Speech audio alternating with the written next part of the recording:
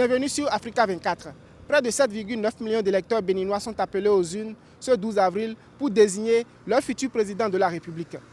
Romuald Wardani, soutenu par le président sortant Patrice Talon, et Paul Humpé, candidat de l'opposition pour la force Coripo Bénin émergent, multiplient discours et contacts aux populations sur le terrain. Entre transformation politique, trajectoire économique et aspiration profonde des citoyens, votre journal de campagne vous propose un décryptage précis des enjeux de ce rendez-vous décisif. La campagne a d'abord investi Lomé et le plateau. À Porto-Novo, à Vrancou, Ifaï et Sakété, la mobilisation a été immédiate.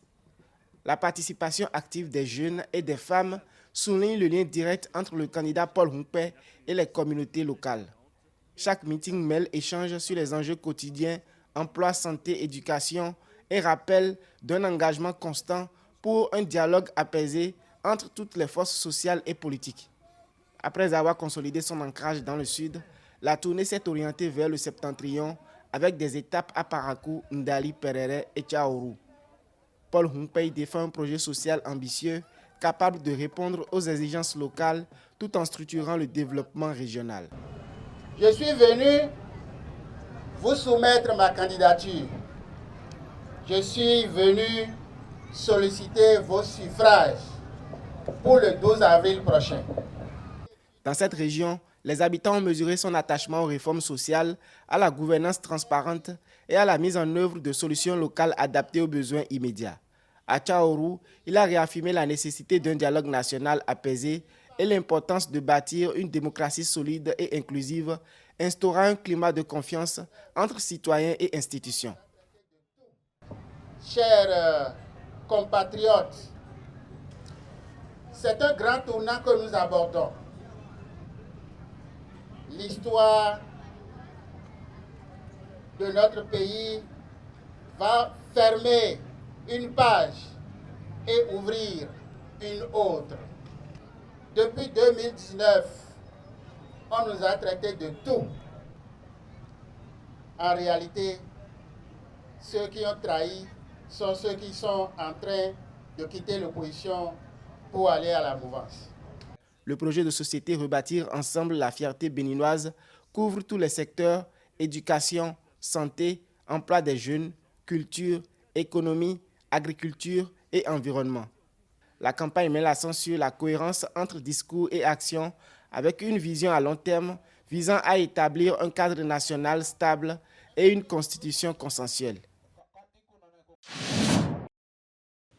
Au Bénin, le gouvernement a décidé de mettre fin aux importations de poulets et d'œufs congelés, une mesure qui devrait initialement entrer en vigueur fin 2024. Cette décision s'inscrit dans une politique visant à stimuler la production nationale et à réduire la dépendance alimentaire du pays. Les autorités veulent ainsi offrir un nouvel élan à l'aviculture locale et encourager les producteurs à investir dans des infrastructures modernes pour répondre à la demande nationale. Des structures de production de poussins d'un jour ont commencé par se mettre en place. Des chaînes de production d'aliments, de volailles se mettent en place. Et le gouvernement a facilité tout cela pour que nous soyons autonomes, indépendants sur la question. À défaut, quand on n'aurait pas suffisamment de poussins d'un jour, on va encore importer. Mais la production se fera localement avec des matières premières que notre agriculture a eu à produire. Avant cette interdiction, le pays importait plus de 100 000 tonnes de poulets congelés par an pour une valeur estimée à plus de 38,7 milliards de francs CFA, soit environ 42,5 millions de dollars. Selon les experts, cette stratégie présente plusieurs avantages pour le pays, notamment favoriser la création d'emplois, en particulier dans les filières avicoles et de transformation. En parallèle, la mesure devrait renforcer la compétitivité des producteurs locaux qui devront produire davantage et respecter des normes de qualité plus strictes, préparant ainsi le terrain à une éventuelle exportation vers les pays voisins. Le besoin est créé et les acteurs se mettent au travail. Les premiers moments, ça peut flotter un tout petit peu, mais si le marché est vraiment demandeur et que nous mettons en place des centres d'abattage de volailles et des centres de distribution de volailles, il n'y a plus rien à faire. Le marché sera alimenté. Avec cette initiative, le pays d'Afrique de l'Ouest entend donc transformer une dépendance historique en une opportunité économique et sociale, renforçant à la fois son autonomie alimentaire et le développement durable de ses filières agricoles. Avec plus de 300 métiers allant de la menuiserie à la poterie, en passant par la couture, la mécanique ou encore la sculpture, l'artisanat demeure un pilier de l'économie béninoise. Mobilisant près de 30% de la population active, il contribue significativement à la richesse nationale. Des événements comme le Salon national de l'artisanat du Bénin offrent une vitrine aux artisans, leur permettant d'exposer leur savoir-faire et de conquérir de nouveaux marchés. La poterie est un savoir-faire de nos grands-mères. Je l'ai apprise avec elles toute petite. Au temps de nos aïeux, ils buvaient et mangeaient dans des plats en céramique. Je voudrais qu'aujourd'hui, l'on s'intéresse plus à cette matière pour valoriser la richesse de notre pays. Malgré cet essor, le secteur fait face à des défis majeurs. Forte informalité, accès limité au financement et infrastructures insuffisantes. Pour y remédier, l'État béninois a lancé plusieurs initiatives allant de la formation des artisans à l'accompagnement technique et l'organisation de foires artisanales. Avec le soutien de la Chambre des métiers de l'artisanat du Bénin, ces actions visent à structurer le secteur qui contribue déjà à environ 13% du PIB et génère d'importantes retombées économiques lors des grandes manifestations. Ce secteur reste confronté à certains défis liés à la faiblesse des infrastructures de base et de l'encadrement. C'est la raison pour laquelle le gouvernement a pris en compte ce secteur à la hauteur de son poids socio-économique en inscrivant dans les programmes d'action 2016-2021 et 2021-2026 l'ambition d'accompagner, de former et de professionnaliser les artisans.